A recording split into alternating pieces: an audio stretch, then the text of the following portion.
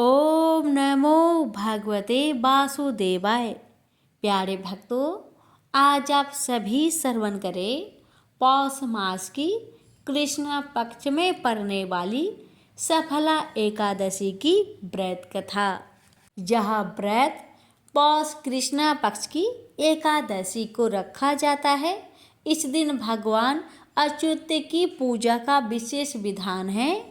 इस व्रत को धारण करने वाले को चाहिए कि प्रातः स्नान करके भगवान की आरती करे तथा भोग लगाए। ब्राह्मणों तथा गरीबों को भोजन अथवा दान देना चाहिए। रात्रि में जागरण करते हुए कीर्तन पाठ अत्यंत फलदायी होता है। इस व्रत को करने से समस्त कार्यों में अवश्य ही सफलता मिलती है, इसलिए इसका नाम सफला एकादशी है। इस साल 2024 में 26 दिसंबर को सफला एकादशी का व्रत रखा जाएगा। एकादशी तिथि की शुरुआत होगी 25 दिसंबर 2024 को रात 10:29 पर होगी। इस तिथि का समापन 27 दिसंबर को रात 12:43 पर होगा।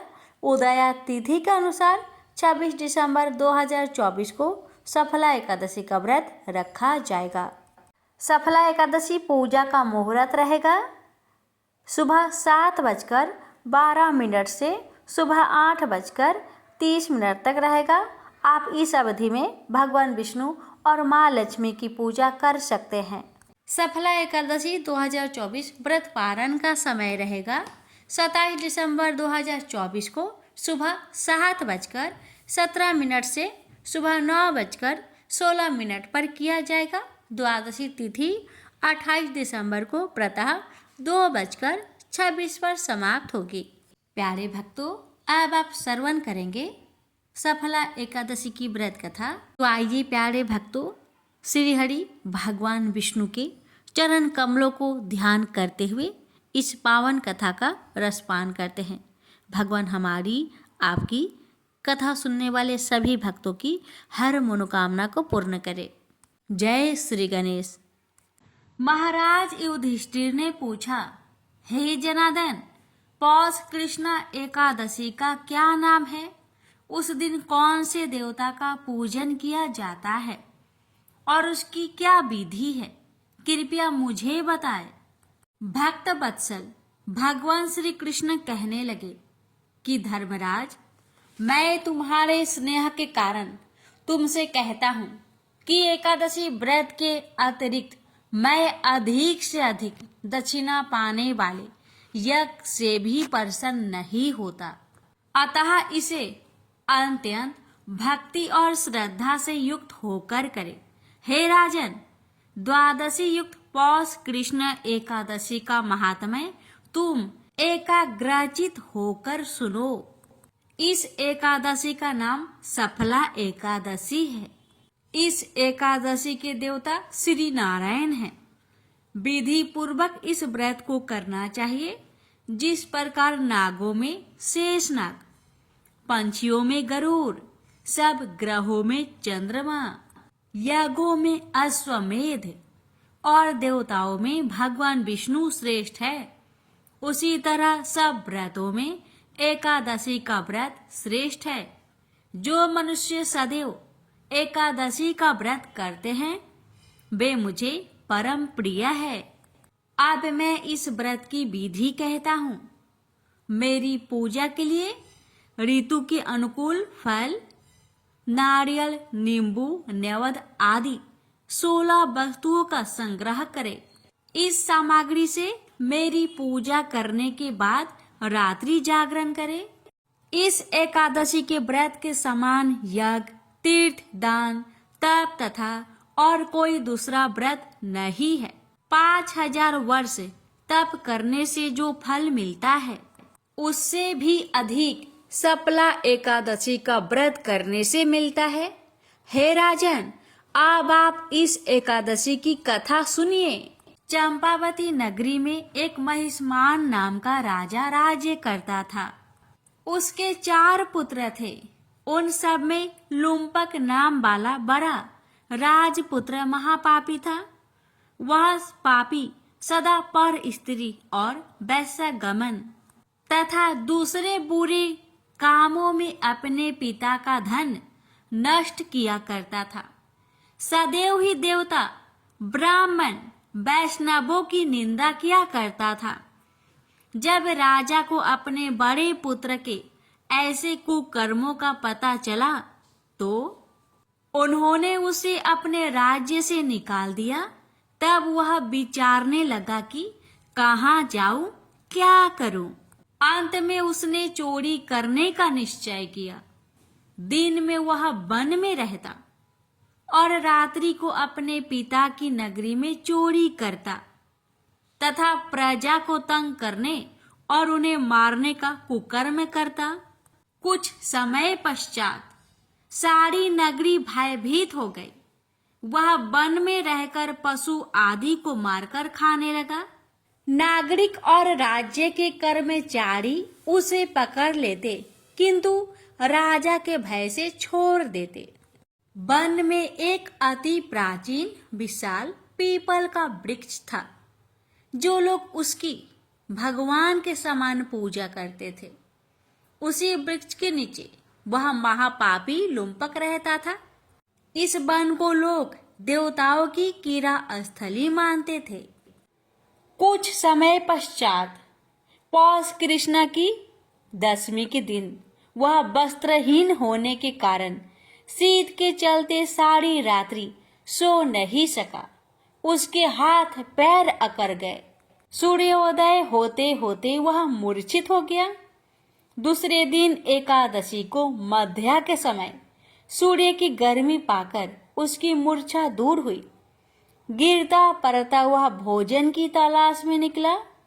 पशुओं को मारने में वह समर्थ नहीं था, अतः पैरों के नीचे गिरे हुए फल उठाकर वापस उसी पीपल वृक्ष के नीचे आ गया। उस समय तक भगवान सूर्य अस्त हो चुके थे। वृक्ष के नीचे फल रखकर कहने लगा, हे भगवान, अब आपके ही अर्पण है ये फल, आप ही तृप्त हो जाइए। उस रात्रि को दुख के कारण रात्रि को भी नींद नहीं आई। उसके इस उपवास और जागरण से भगवान अत्यंत प्रसन्न हो गए और उसके सारे पाप नष्ट हो गए। दूसरे दिन प्रातः एक अति सुंदर घोड़ा अनेक सुंदर वस्तुओं से सजा हुआ उसके सामने आकर खड़ा हो गया। उसी समय आकाशवाणी हुई कि हे राजपुत्र, श्री नारायण की कृपा से तेरे पाप नष्ट हो गए। अब तू अपने पिता के पास जाकर राज्य प्राप्त कर। ऐसी वाणी सुनकर वह अत्यंत प्रसन्न हुआ और दिव्य वस्त्र धारण करके भगवान आपकी जय हो कहकर अपने पिता के पास गया। उसके पिता ने प्रसन्न होकर उसे समस्त राज्य का भार सौंप दिया और वन का रास्ता लिया। अब लुम्पक शास्त्रानुसार राज्य करने लगा। उसके स्त्री पुत्र आदि सारा कुटुंब भगवान नारायण का परम भक्त हो गया। वृद्ध होने पर वह भी अपने पुत्र को राज्य का भार सौंपकर वन में तपस्या करने चला गया और अंत समय में वैकुंठ को प्राप्त हुआ। अतः जो मनुष्य इस परम पवित्र सफला एकादशी का व्रत करता है उसे अंत में मुक्ति मिलती है। जो नहीं करते वे पूंछ और सींगों से रहित पशुओं के समान है। इस सफला एकादशी के महात्म्य को पढ़ने से अथवा श्रवण करने से मनुष्य को अश्वमेध यज्ञ का फल मिलता है। प्रेम से बोलिए जय श्री हरि। राजा अमरीश भगवान श्री हरि के परम भक्त थे। वे पृथ्वी के सातों द्वीप, अचल संपत्ति और अतुल ऐश्वर्य के शासक होने पर भी इन्हें सपने तुल्य समझते थे, क्योंकि वे जानते थे कि जिस धन वैभव के लोभ में पड़कर मनुष्य घोर नरक में जाता है वह केवल 4 दिन की चांदनी है। राजा अमरीश का भगवान श्री कृष्ण में और उनके प्रेमी साधुओं में परम प्रेम था। उन्होंने अपने मन को श्री कृष्ण के चरणों में, वाणी को भगवान के गुणों का गान करने में, हाथों को श्री हरि के मंदिर मार्जन में और अपने कानों को भगवान की मंगलमयी कथा के श्रवण में लगा रखा था। उन्होंने अपने नेत्रों को श्री हरि के विग्रह व मंदिरों के दर्शन में, नासिका को उनके चरण कमलों पर चढ़ी श्रीमती तुलसी की दिव्य गंध में और जीवा को भगवान के प्रति अर्पित नैवेद्य प्रसाद में संलग्न कर दिया था। राजा अम्बरीश के पैर भगवान के क्षेत्र आदि की पैदल यात्रा करने में ही लगे रहते और वे सिर से भगवान श्री कृष्ण के चरण कमलों की वंदना किया करते थे। इस प्रकार उन्होंने अपने सारे कर्म, यज्ञ, पुरुष, इंद्रियातीत भगवान के प्रति उन्हें सर्वोत्तम एवं सर्वरूप समझकर समर्पित कर दिए थे और भागवत भक्त ब्राह्मणों की आज्ञा अनुसार वे इस पृथ्वी का शासक करते थे। उन्होंने बड़ी बड़ी दक्षिणा वाले अनेकों अश्वमेध यज्ञ करके यज्ञाधिपति भगवान की आराधना की थी। उनकी प्रजा महात्माओं के द्वारा गाए हुए भगवान के उत्तम चरित्रों का बहुत सम्मान करती, किसी समय बड़े प्रेम से श्रवण करती और किसी समय उनका गान करती। इस प्रकार उनके राज्य के मनुष्य देवताओं के अत्यंत प्यारे स्वर्ग की भी इच्छा नहीं करते। राजा अम्बरीश की अनन्य प्रेममयी भक्ति से प्रसन्न होकर भगवान ने उनकी रक्षा के लिए सुदर्शन चक्र को नियुक्त कर दिया था, जो विरोधियों को भयभीत करने वाला एवं भगवान भक्तों की रक्षा करने वाला है। एक बार उन्होंने अपनी पत्नी के साथ भगवान श्री कृष्ण की आराधना करने के लिए 1 वर्ष तक द्वादशी प्रधान एकादशी व्रत करने का नियम ग्रहण किया। उन्होंने 3 रात का उपवास किया और एक दिन यमुना जी में स्नान करके भगवान श्री कृष्ण की पूजा की। तत्पश्चात पहले ब्राह्मणों को स्वादिष्ट और अत्यंत गुणकारी भोजन कराकर उन लोगों के घर 60 करोड़ गौएं सुसज्जित करके भेज दी। जब ब्राह्मणों को सब कुछ मिल चुका तब राजा ने उन लोगों से आज्ञा लेकर व्रत का पारण करने की तैयारी की। उसी समय श्राप और वरदान देने में समर्थ स्वयं दुर्वासा जी भी उनके यहाँ अतिथि रूप में पधारे। राजा अम्बरीश उन्हें देखते ही उठकर खड़े हो गए, आसन देकर बैठाया और विविध सामग्रियों से उनके चरणों में प्रणाम करके भोजन के लिए प्रार्थना की। दुर्वासा जी ने राजा अम्बरीश की प्रार्थना स्वीकार कर ली और इसके बाद आवश्यक कर्मों से निवृत्त होने के लिए वे नदी तट पर चले गए। वे ब्रह्मा का ध्यान करते हुए यमुना के पवित्र जल में स्नान करने लगे। इधर द्वादशी केवल घड़ी भर शेष रह गई थी। धर्मज्ञ अम्बरीश ने धर्म संकट में पड़कर ब्राह्मणों के साथ परामर्श किया। उन्होंने कहा, ब्राह्मण देवताओं, ब्राह्मण को बिना भोजन कराए स्वयं खा लेना और द्वादशी रहते पारण न करना दोनों ही दोष है। इसलिए इस समय जैसा करने से मेरी भलाई हो और मुझे पाप न लगे, ऐसा काम करना चाहिए।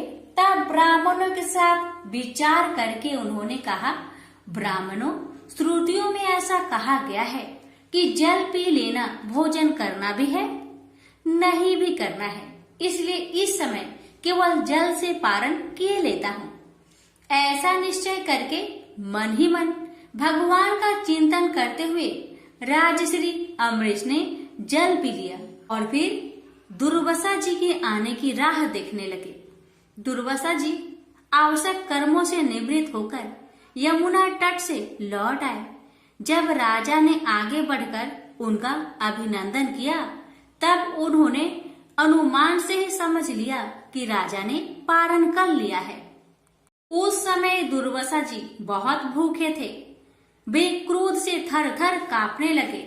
उन्होंने हाथ जोड़कर खड़े अम्बरीश से डट कर कहा, आओ देखो तो सही, यह कितना क्रूर है। यह धन के मद में मतवाला हो रहा है। भगवान की भक्ति तो इसे छू तक नहीं गई और यह अपने को बड़ा समर्थ मानता है। आज इसने धर्म का उल्लंघन करके बड़ा अन्याय किया है। मैं इसका अतिथि होकर आया हूँ, किंतु फिर भी मुझे खिलाए बिना ही इसने खा लिया। अच्छा देख, तुझे अभी इसका फल चखाता हूँ। यो कहते कहते वे क्रोध से जल उठे। उन्होंने अपनी एक जटा उखाड़ी और उससे अम्बरीश को मार डालने के लिए एक कृत्या राक्षसी उत्पन्न की। वह आग के समान जलती हुई हाथ में तलवार लेकर राजा अम्बरीश पर टूट पड़ी। परम पुरुष परमात्मा ने अपने सेवक की रक्षा के लिए पहले से ही सुदर्शन चक्र को नियुक्त कर रखा था। जैसे आग क्रोध से गुर्राते हुए सांप को भस्म कर देती है, वैसे ही चक्र ने दुर्वासा जी की कृत्या को जलाकर ढेर कर दिया। जब दुर्वासा जी ने देखा कि मेरी बनाई हुई कृत्या तो जल रही है और चक्र मेरी ओर आ रहा है, तब वे भयभीत हो अपने प्राण बचाने के लिए जी छोड़कर एकाएक भाग निकले।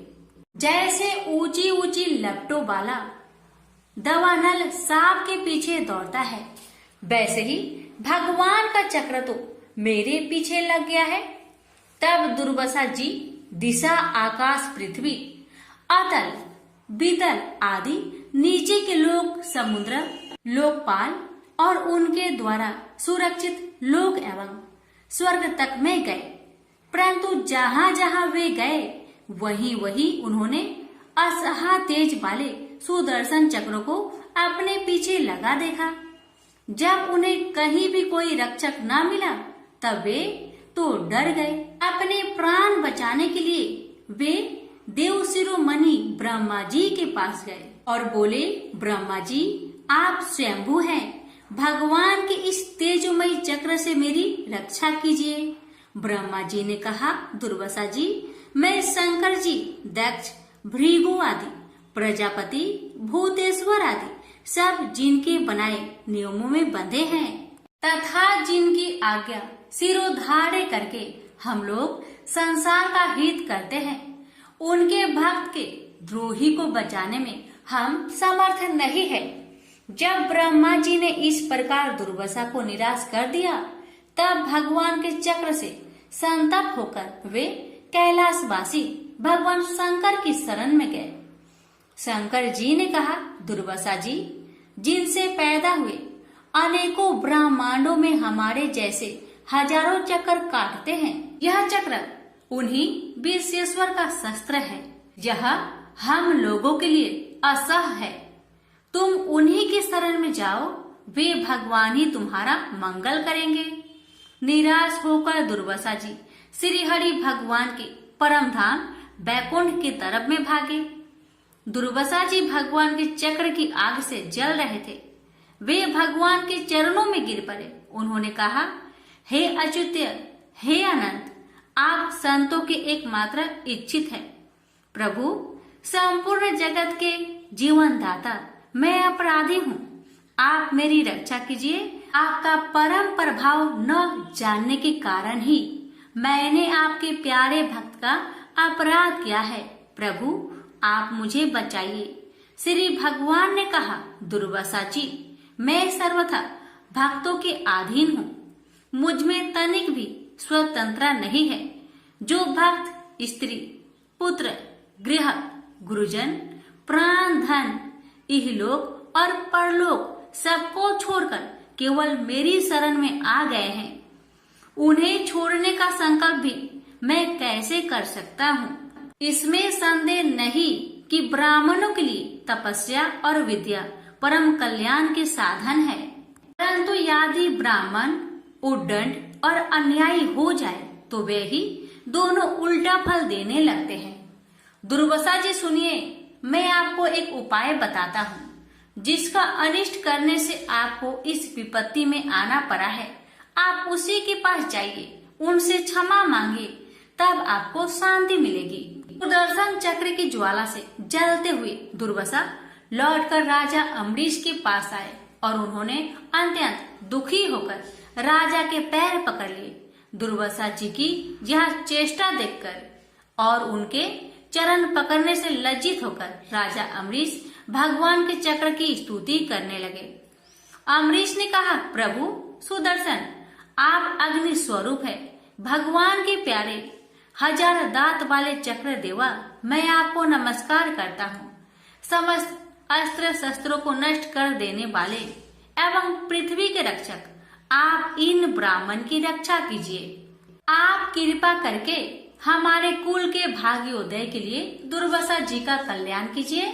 हमारे ऊपर यह आपका महान अनुग्रह होगा। यदि मैंने कुछ भी दान किया हो, यज्ञ किया हो अथवा अपने धर्म का पालन किया हो, यदि हमारे वंश के लोग ब्राह्मणों को ही अपना आराध्य देव समझते रहे हो, तो दुर्वासा जी की जलन मिट जाए। भगवान समस्त गुणों के एकमात्र आश्रय स्थल है। यदि मैंने समस्त प्राणियों की आत्मा के रूप में उन्हें देखा हो और वे मुझ पर प्रसन्न हो, तो दुर्वासा जी का हृदय की सारी जलन मिट जाए। अब राजा अम्बरीश ने दुर्वासा जी को सब ओर से जलाने वाले भगवान के सुदर्शन चक्र की इस प्रकार स्तुति की। तब उनका प्रार्थना से चक्र शांत हो गया। जब दुर्वासा चक्र की आग से मुक्त हो गए और उनका चित्त स्वस्थ हो गया, तब वे राजा अम्बरीश को अनेकानेक उत्तम आशीर्वाद देते हुए उनकी प्रशंसा करने लगे। दुर्वासा जी ने कहा, धन्य है, आज मैंने भगवान के प्रेमी भक्त का महत्व देखा। राजन, मैंने आपका अपराध किया, फिर भी आप मेरे लिए मंगल कामना ही कर रहे हैं। महाराज अम्बरीश, आपका हृदय करुणा भाव से परिपूर्ण है। आपने मेरे ऊपर महान अनुग्रह किया। अहो, आपने मेरे अपराध भुलाकर मेरी रक्षा की है। जब से दुर्वासा जी चक्र से जीवन रक्षा के लिए भाग रहे थे, तब से राजा अम्बरीश ने भोजन नहीं किया था। वे दुर्वासा जी के लौटने की राह देख रहे थे। अब उन्होंने दुर्वासा जी के चरण पकड़ लिए और उन्हें प्रसन्न करके विधि पूर्वक भोजन कराया। दुर्वासा जी ने बहुत ही संतुष्ट होकर राजा अम्बरीश के गुणों की प्रशंसा की और उनके बाद उनसे अनुमति लेकर आकाश मार्ग से प्रस्थान किया। जब सुदर्शन चक्र से भयभीत होकर दुर्वासा जी भाग रहे थे, तब से लेकर उनके लौटने तक 1 वर्ष का समय बीत गया था। इतने दिनों तक राजा अम्बरीश उनके दर्शन की आकांक्षा से केवल जल पीकर रहे।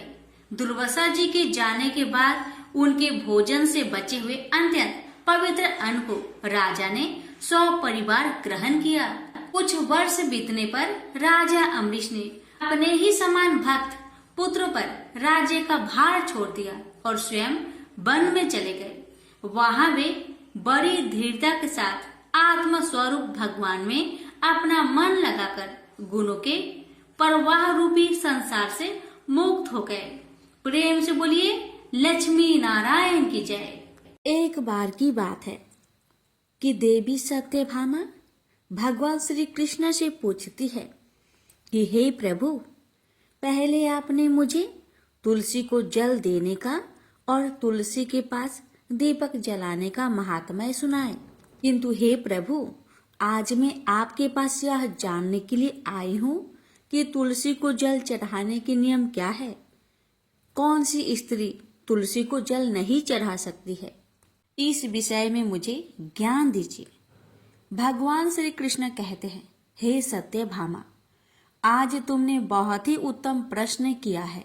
तुलसी को जल देने के महत्वपूर्ण नियम होते हैं। उन नियमों का पालन करते हुए ही तुलसी को जल देना चाहिए। यदि कोई व्यक्ति इन नियमों का पालन नहीं करता है तो उसे महापाप लगता है। देवी लक्ष्मी उसके घर का त्याग करके चली जाती है। हे प्रिय, आज मैं उन 3 स्त्रियों के विषय में बताने जा रहा हूँ जिन्हें तुलसी को जल नहीं चढ़ाना चाहिए। इन स्त्रियों को तुलसी को जल देने का कोई शुभ फल प्राप्त नहीं होता है, उल्टा इनके द्वारा तुलसी को जल चढ़ाने पर उन्हें महापाप ही लगता है।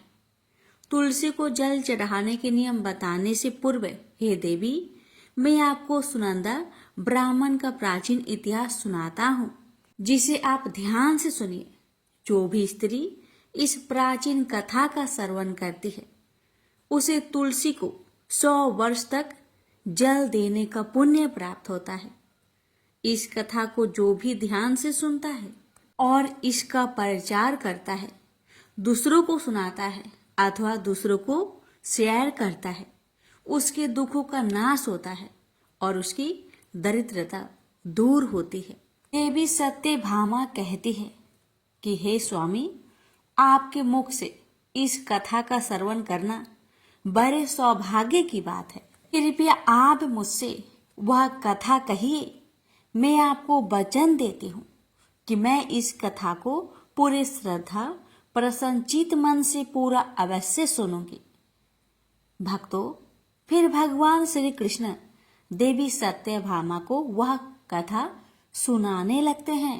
भगवान श्री कृष्ण कहते हैं, देवी सत्यभामा, पूर्व काल की बात है।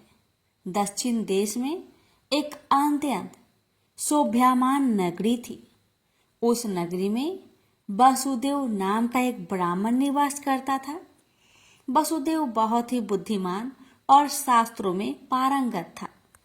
उसने वेदों का भी अध्ययन किया था। उसी के नगर के पास अन्य एक नगर था। उस नगर में देवशर्मा नाम का एक विद्वान ब्राह्मण था। उसकी एक पुत्री थी जिसका नाम सुनंदा था। उस देवशर्मा ने बड़े ही लाड़ प्यार से अपनी पुत्री का लालन पालन किया था। उसकी पुत्री अत्यंत सुंदर और गुणवान थी। जब सुनंदा विवाह के योग्य हुई तो देवशर्मा को अपनी पुत्री के विवाह की चिंता सताने लगी। इसलिए उसने अपनी पत्नी से कहा, हे प्रिय, हमारी पुत्री अब जवान हो चुकी है, इसलिए अब इसका विवाह हमें कर देना चाहिए। तब उसकी पत्नी कहती है, स्वामी, मेरी दृष्टि में एक विद्वान ब्राह्मण है जिसका नाम वसुदेव है। मैं तो कहती हूँ हमारी पुत्री का विवाह उन्हीं श्रेष्ठ ब्राह्मण के साथ करा दी जाए। उनके साथ विवाह करके हमारी पुत्री सुखी जीवन व्यतीत करेगी। देवशर्मा कहता है, प्रिय, तुम ठीक कहती हो। मैंने भी वसुदेव जी के विषय में बहुत सुना हूँ।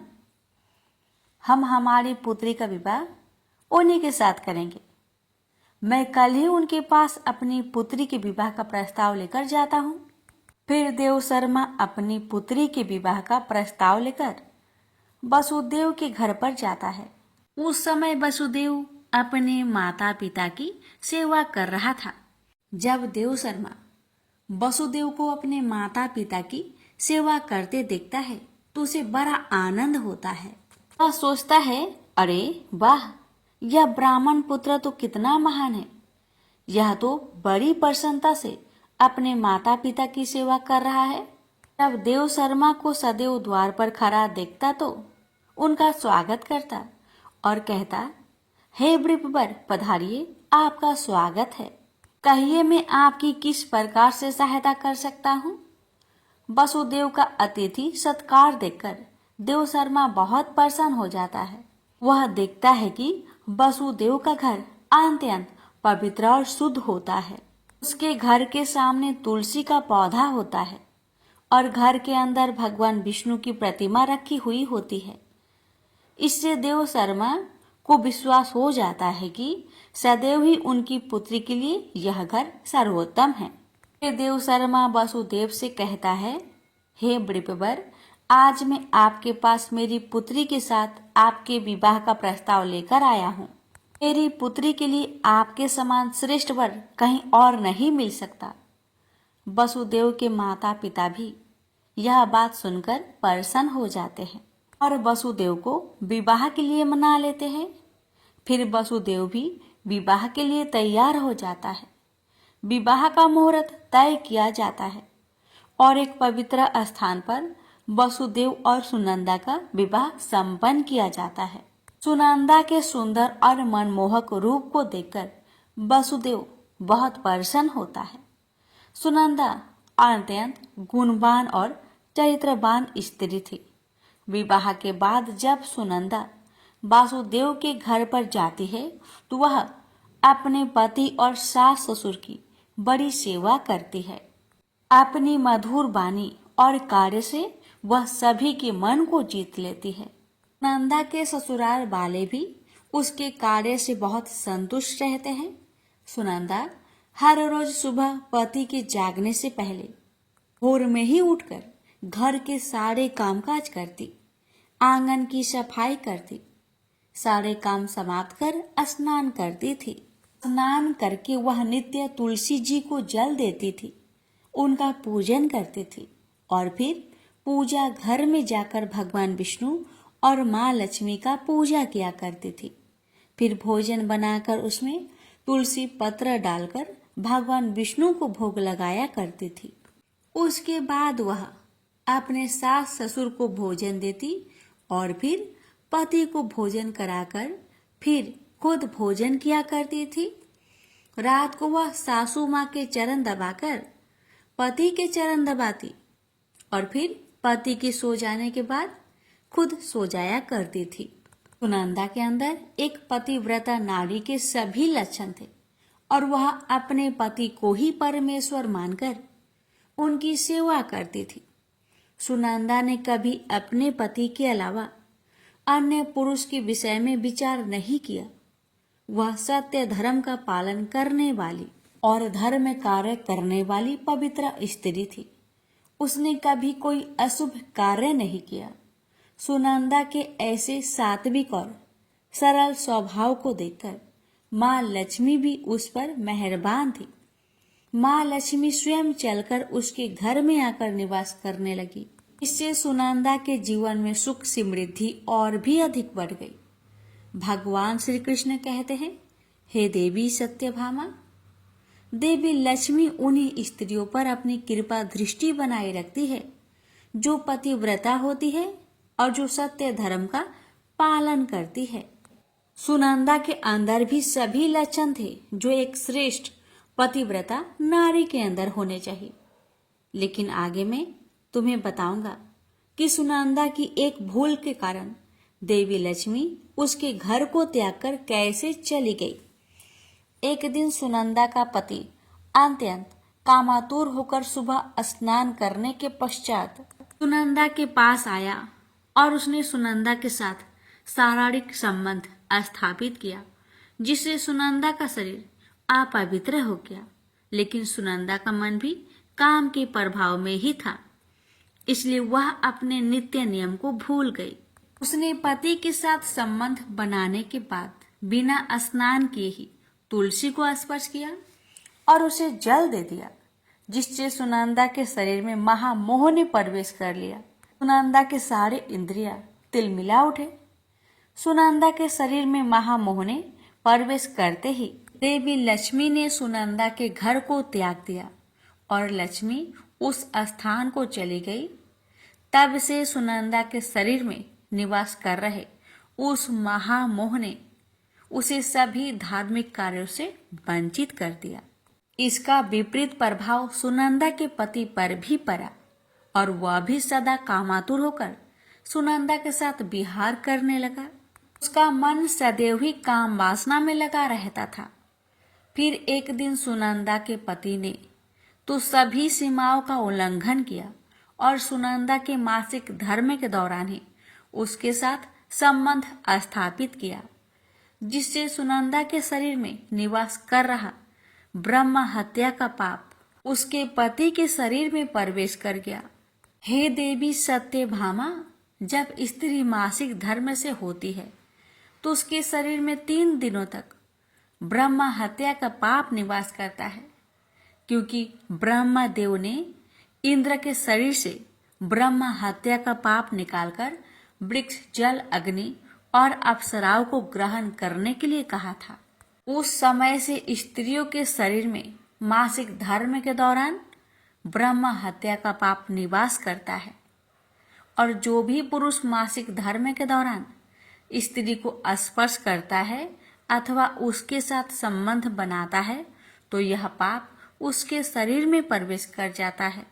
वही ब्रह्मा हत्या का पाप सुनंदा के पति के शरीर के अंदर प्रवेश कर गया और वह जमीन पर गिर पड़ा। उसे तुरंत ही कोढ़ का रोग हो गया। उसका अंग अंग जलने लगा, उसके शरीर पर छाले पड़ गए और वह दर्द से चीखने लगा। हाय, मुझसे यह क्या अपराध हो गया? मेरे द्वारा भयंकर पाप हो गया है। मैंने सब कुछ जानते हुए भी महापाप किया है। अब मेरी रक्षा कौन करेगा? सुनंदा की सास तुरंत उस स्थान पर आ गई तो उसने देखा कि उसका पुत्र कोढ़ के रोग से ग्रासित होकर जमीन पर पड़ा है। क्रोध में आकर सुनंदा से कहने लगी, अरे पापिनी, तूने यह क्या कर डाला? अपने ही पति का धर्म भ्रष्ट कर डाला। अपने पति की ऐसी हालत देखकर सुनंदा बहुत घबरा गई और जोर जोर से रोने लगी। हे सासू माँ, मुझे क्षमा करो, मुझसे बहुत बड़ा अपराध हो गया है। काम के वशीभूत होकर मेरे द्वारा यह अपराध हो गया है। सुनंदा की सास ने कहा, हे पापिनी, तू इस घर से अभी चली जा। तुम जैसे उल्टा स्त्री को इस घर में नहीं रहना चाहिए। तूने मेरे बेटे के जीवन को नरक बना दिया। सुनंदा कहती है, हे सासू माँ, मैं कहाँ जाऊं? मेरे पति के अलावा मेरा कोई नहीं है। उन्हें छोड़कर जीवित रह नहीं सकती। सुनंदा की सास कहती है, तू कहीं जाकर मर जा, लेकिन अब तू इस घर में निवास नहीं कर सकती। इतना कहकर सुनंदा की सास ने उसे धक्के मारकर घर से निकाल दिया। फिर सुनंदा दुखी होकर घर से निकल गई। उसे अपनी भूल पर बड़ा पछतावा होने लगा। उसे कुछ भी समझ में नहीं आ रहा था कि वह क्या करे। सुनंदा चलते चलते एक वन में जाती है। उसी वन में एक साधु का आश्रम होता है। तब वह उस आश्रम पर सहायता मांगने के लिए जाती है तो वहां पर कोई नहीं होता है। सुनंदा उसी आश्रम पर जाकर बैठ जाती है और अपने दोष के विषय में सोचते हुए दुखी होने लगती है। फिर कुछ समय बाद एक ऋषि उस आश्रम पर आते हैं जिनका वह आश्रम होता है। जब वे ऋषि एक स्त्री को अपने आश्रम पर दुखी बैठा हुआ देखते हैं तो आश्चर्यचकित हो जाते हैं और पास जाकर उस स्त्री से पूछने लगते हैं, हे कल्याणी, तुम कौन हो और किस कारण से इस स्थान पर अकेले बैठी हो? तुम्हारे दुख का क्या कारण है? तब वह स्त्री कहती है, हे मुनिवर, मेरा नाम सुनंदा है। मेरे द्वारा घोर पाप हो गया था। उसी कारण से अपने परिवार से बिछड़कर इस स्थान पर आई हूँ। वह ऋषि कहते हैं, हे देवी, ये क्या कह रही हो? तुमने कौन सा पाप किया है? मुझे विस्तार से बताओ, मैं तुम्हारी सहायता करने का प्रयत्न अवश्य करूंगा। सुनंदा कहती है, हे मुनिवर, मेरे द्वारा घोर पाप हो गया है। मासिक धर्म के दौरान मैंने पति के साथ संबंध बनाई। इसी कारण से मेरे पति कोढ़ रोग से ग्रस्त हो गए और दुख भोग रहे हैं। फिर ऋषि कहते हैं, बेटी, तुम चिंता मत करो। तुम्हारे द्वारा जो पाप हुआ है उसका प्रायश्चित करो, तुम्हें पाप से मुक्ति मिल जाएगी। तुम इस आश्रम में बैठकर भगवान विष्णु की पूजा करो, तुलसी को नित्य जल दो और गौ माता की सेवा करो। तुम्हारा पति जल्दी ही ठीक हो जाएगा। फिर वह सुनंदा वहीं पर उस आश्रम में रहकर भगवान विष्णु की नित्य पूजा करने लगती है। रोज स्नान करके वह ब्रह्मचर्य का पालन करते हुए तुलसी को जल चढ़ाती है और तुलसी के पत्ते डालकर भगवान विष्णु का भोग लगाती है। फिर गायों को चारा डाल उनकी सेवा करती है। दिन भर वहीं भगवान विष्णु की मूर्ति के आगे बैठकर भगवान विष्णु की भक्ति करने लगती है। इस प्रकार से 1 वर्ष बीत जाता है। भगवान विष्णु सुनंदा की दृढ़ निष्ठा और भक्ति से अत्यंत प्रसन्न हो जाते हैं और सुनंदा को साक्षात दर्शन देते हैं। भगवान विष्णु को साक्षात अपने सामने खड़ा देखकर सुनंदा उन्हें बारंबार प्रणाम करने लगती है। तब भगवान विष्णु सुनंदा से कहते हैं, हे पुत्री, तुमने बड़ी ही श्रद्धा से और भक्ति भाव से मेरी आराधना की है। इसलिए अब मैं तुम पर प्रसन्न हूँ, कहो तुम्हारी क्या कामना है। तब सुनंदा कहती है, हे प्रभु, कृपया मुझे बतलाए मेरे किस दोष के कारण मेरे अंदर पाप वास हो गया है, जिस कारण से मेरे द्वारा घोर पाप हुआ और मेरे पति को कोढ़ का रोग हो गया। भगवान विष्णु कहते हैं, हे पुत्री, अब तुम ध्यान से सुनो। तुम्हारे द्वारा अनजाने में ही एक पाप हुआ था, जिस कारण से तुम्हारे अंदर महामोह ने प्रवेश कर लिया था। एक दिन तुमने अपनी पति के साथ संबंध बनाने के बाद बिना स्नान किए ही तुलसी को जल दिया था। पति पत्नी जब रीति क्रिया करते हैं तो उनका शरीर अपवित्र हो जाता है और ऐसी अवस्था में तुलसी को कभी स्पर्श नहीं करना चाहिए। तुलसी लक्ष्मी का ही रूप है। तुमने अपवित्र अवस्था में ही तुलसी को जल अर्पण किया था, जिस कारण से देवी लक्ष्मी तुम्हारे घर का त्याग करके चली गई और फिर महामोह ने तुम्हारे अंदर प्रवेश कर लिया। इसी मोह के कारण तुम्हारे और तुम्हारे पति के अंदर काम का प्रभाव अधिक बढ़ गया और मासिक धर्म के दौरान स्त्री के साथ संसर्ग होने के कारण तुम्हारे पति को कोढ़ का रोग हो गया था। अब वह सुनंदा कहती है, प्रभु, अनजाने में मुझसे यह बड़ा पाप हो गया। अब इस पाप का प्रायश्चित मैं कैसे करूं? भगवान विष्णु कहते हैं, हे सुनंदा, इस पाप का प्रायश्चित तुम्हारे 1 वर्ष तक ब्रह्मचार्य व्रत का पालन करके तुमने कर लिया है, इसलिए अब तुम पाप से मुक्त हो। सुनंदा कहती है, प्रभु, कृपया मुझे बतलाई, इस अवस्था में तुलसी को जल नहीं देना चाहिए और तुलसी को जल देने का क्या नियम है? भगवान विष्णु कहते हैं, सुनंदा, अब मैं तुम्हें तुलसी को जल देने का नियम बताता हूँ, तुम इसे ध्यान से सुनो। तुलसी एक अत्यंत पवित्र पौधा है, यह मुझे सबसे अधिक प्रिय है, इसलिए इसकी स्वाभाविकता बनी रहनी चाहिए। इस पौधे को कभी अपवित्र अवस्था में स्पर्श नहीं करना चाहिए। जो स्त्री मासिक धर्म से हो, उस स्त्री को इस पौधे को कभी स्पर्श नहीं करना चाहिए। मासिक धर्म के दौरान स्त्री के शरीर में ब्रह्म हत्या का पाप होता है। ऐसे में स्त्री को तुलसी को जल नहीं देना चाहिए। किसी भी स्त्री और पुरुष को संबंध बनाने के बाद तुलसी की पौधे को स्पर्श नहीं करना चाहिए और ना ही इसे जल देना चाहिए। संबंध बनाने पर स्त्री और पुरुष का शरीर अपवित्र हो जाता है। ऐसी अवस्था में तुलसी की पौधे को स्पर्श करने पर दोष लगता है। देवी लक्ष्मी ऐसे स्थान से चली जाती है। हे पुत्री, जो स्त्री अपने पति का त्याग करके चली गई हो, जो विवाह के पश्चात अपने पति को छोड़कर अन्य पुरुष के साथ निवास कर रही हो, ऐसी स्त्री को भी तुलसी को जल नहीं चढ़ाना चाहिए। तुलसी की पूजा करने का अधिकार केवल पतिव्रता स्त्रियों को ही है। जो स्त्री असत होती है, उसे तुलसी को जल नहीं चढ़ाना चाहिए। सुनंदा, अब मैंने तुम्हें तुलसी को जल देने का संबंध में महत्वपूर्ण नियम बतलाए हैं, तुम इसे ध्यान में रखो। तब सुनंदा कहती है, हे प्रभु, मेरे पति कोढ़ के रोग से पीड़ित हैं, कृपा करके मेरे पति को रोग से मुक्त कीजिए।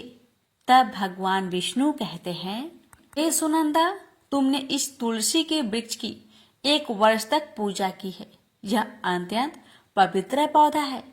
अब तुम इसके पत्ते ले जाकर अपने पति को खिला दो, वह रोग और पापों से मुक्त हो जाएगा। इतना कहकर भगवान विष्णु अंतर्ध्यान हो गए। यह सुनकर सुनंदा बहुत प्रसन्न हो जाती है और भगवान विष्णु को बारंबार प्रणाम करके धन्यवाद देती है।